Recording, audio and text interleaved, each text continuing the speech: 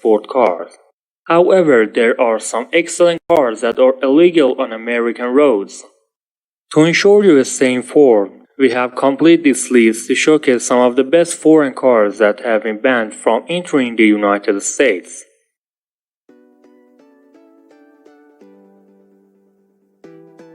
The Alfa Romeo Giulietta is not a very fast car. At its peak, it had a 1.8-liter engine that produced 237 horsepower at 2000 RPM. There were several other petrol and diesel variants over the 6 years it was in production, and those with the 6-speed manual transmission were probably the most appealing.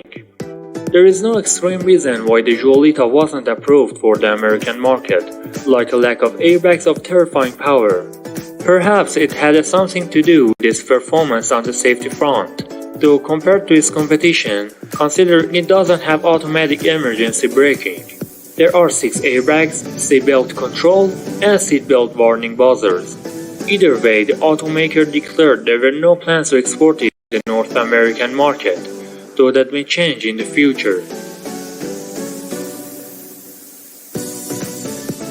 The V-Rage is one of the most iconic Aston Martins of all time. It was first introduced in 1989 and discontinued in 2000, before returning in 2011 and exiting the following year. The V-Rage is a 2+ roadster that packs a 5.9-liter AM11 V12 engine that produces 490 horsepower. The V-Rage is commended for being sharp in handling. The first iteration of the V-Rage was available in America between 1990 and 1993.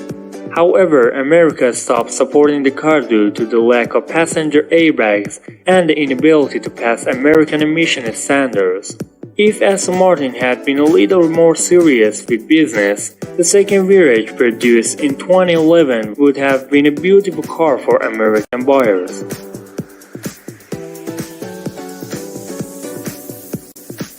In 2000, Lotus engineered one of the most interesting supercars, the 340R.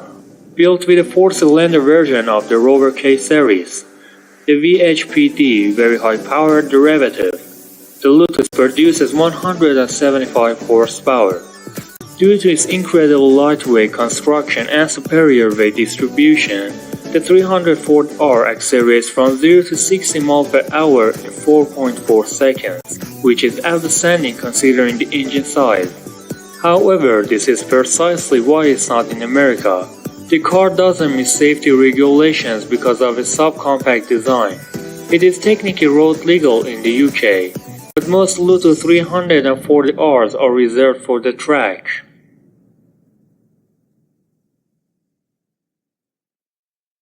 Despite being the military vehicle of choice for the United Kingdom, the Defender is not legal in the United States. Technically, it doesn't make much sense, as it is one of the most capable old-school off-roaders and are accepted vehicles that produce higher-level emissions. However, it is in contravention of crash safety and emissions regulations. Due to the Compliance Act loophole, it is possible to import older versions that are at least 25 years of age under the classic car stipulations. The problem is the old design has changed quite minimally, so it is not easy to distinguish a 2016 generation one from a 1990 model. In fact, there are some that recent import versions that are illegal and modify them, so they look like the first Land Rover 90s and 110s.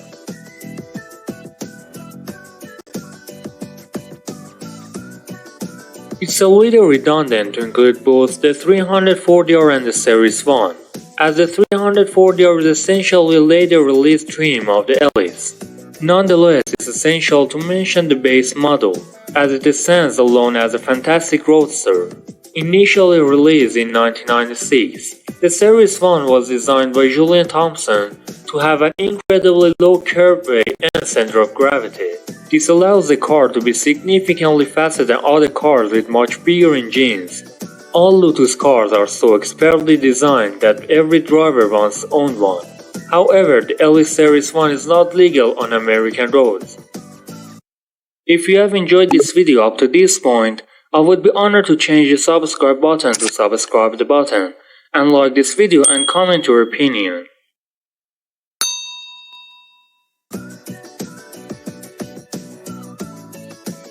The Nissan Patrol is like a Pathfinder lookalike, although it's more closely related to the Armada. The fifth generation of the car is a favorite among many buyers. Dubbed the Y61, the fifth generation was produced between 1997 and 2013. It was available in different trims, with engine size ranging from 2.8 liter to 4.5 liter. Throughout the 2000s, the Patrol underwent various facelifts and mechanical upgrades before getting axed from multiple markets in 2014. It remained in production in South Africa, the Middle East, Pakistan, Paraguay, Bolivia, Sri Lanka, and the Philippines. Currently, the Patrol is not allowed in the United States. The vehicle has safety features that aren't up to code, and it probably doesn't meet the emission regulation requirements. If it did meet these requirements, the Patrol is a cooler alternative to the Nissan Xterra and the Pathfinder. The Toyota Hilux is a unique pickup truck with a similar design to the SR5 but with a few differences. The Hilux comes equipped with a range of diesel engines, ranging from 2 liter to 4 liter, producing between 139 and 235 horsepower. Consumers commend the Hilux for being well built, reliable, and always ready for work. It also comes with an optional 4WD for off-road driving. While there are many other trucks in Toyota's catalog that are basically equivalent to the Hilux, it is still unfortunate that the Hilux never made it to America. While it's not technically banned from entering the country, the American government imposes a heavy tax, 25% on imported lightweight trucks like the Hilux.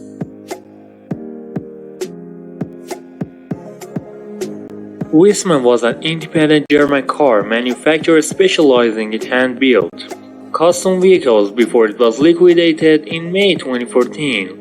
One of the most notable designs from Wiesmann is the GT MF5, which was limited to a production number of 55 units in 2009. Under the GT MF5 suit was a V10 BMW S85 with 547 horsepower. The car is tuned for track performance, and even though it's not street legal in America, it would cost an arm and a leg were it available. Although it was limited to 55 units, in the end, the brand built only 43 cars, making the GT MF5 quite rare. Other than being impossible for the vehicle to pass the United States safety test, it would be pretty impossible to find one to purchase.